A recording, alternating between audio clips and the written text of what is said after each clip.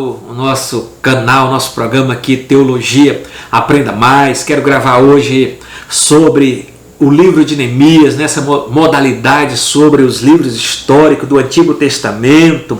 É de forma sucinta, de forma sumária, de forma esboçal. Vamos colocar, fazer o esboço de cada livro, mas fica a provocação para que você possa estudar, analisar a Bíblia Sagrada, não somente ser um mero leitor, mas um estudante, também viver na prática o que as Escrituras Sagradas têm. Livro de Neemias. Livro de Neemias. O capítulo de 1 a 7 narra o desempenho de Neemias como governador e como responsável pela reedificação dos muros de Jerusalém.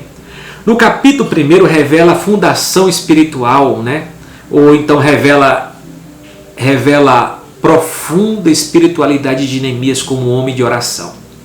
Estando a serviço do rei da Pérsia, né, foi informado da triste situação de Jerusalém e começou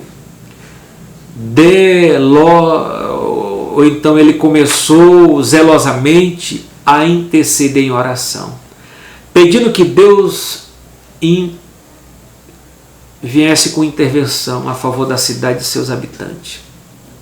O homem de Deus. O que a gente pode aprender aqui com Neemias? O que a gente aprende no livro? O que está? Analisando a questão de Neemias, Neemias era o copeiro do rei Artaxerxes, da Pérsia. Conseguiu permissão do rei para reparar as fendas dos muros de Jerusalém, registrado no capítulo 2. Ele chegou à Cidade Santa por volta do ano 445 a.C., 12 anos depois de Esdras, que chegou em 457.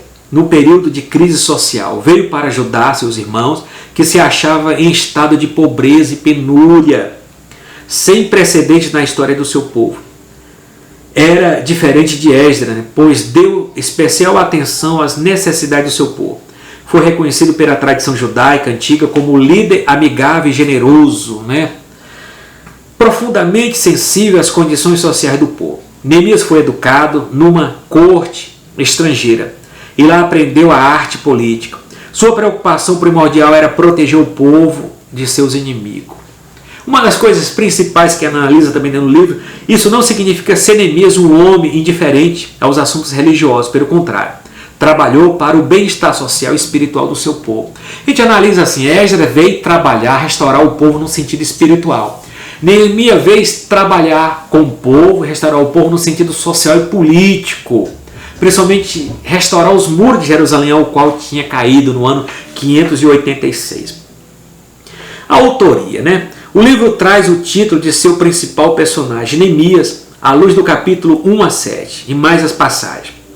Seu autor é o próprio Neemias, segundo a tradição judaica. No entanto, os versículos 6 a 7, primeiro capítulo, vieram dos registros de Zorobabel, e os versículos a seguir, foram extraídos do livro das crônicas.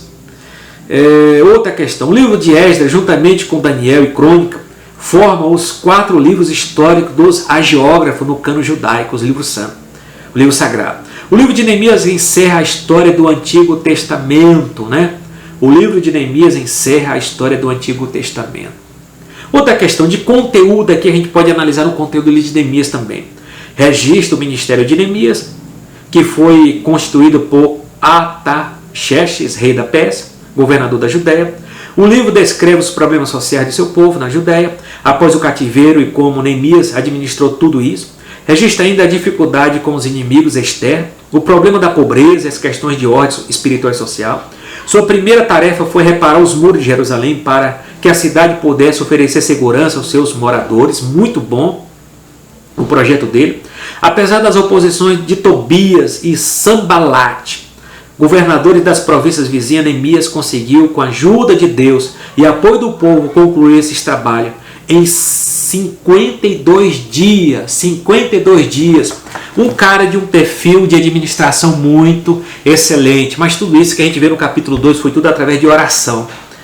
Isso está registrado. Em 58 dias ele fez todo o trabalho de restauração dos muros. Está registrado no capítulo 6. A dedicação dos muros foi realizada num clima de muita alegria sob a direção do próprio Neemias. Resolvida a questão da segurança do povo, ele se volta para a questão social, nomeando funcionários públicos para o bem-estar social do povo. Outra questão também que a gente analisa também no livro isso trouxe um despertamento espiritual para os judeus. 12 anos depois, Neemias retornou à metrópolis, a Pérsia. Após algum tempo, com a permissão do rei, voltou novamente a Jerusalém. Ele volta a primeira e a segunda vez a Jerusalém. Quando lá chegou, encontrou muitas coisas erradas que foram introduzidas durante a sua ausência. Por isso fez uma reforma no país, pondo as coisas em ordem. Morreu por volta do ano 418 a.C. A menção do rei Dario o Persa, no capítulo 12, Dario Codomano se aproxima dos dias de Alexandre o Grande, no ano de 335 a 331. É possível que seja uma glossa editorial inserida por um escriba igualmente inspirado. Esse livro não é citado de maneira direta no Novo Testamento, como parte dos hagiógrafos. Ele é indiretamente mencionado. Da mesma forma, acontece com os livros de Esdras e Esther.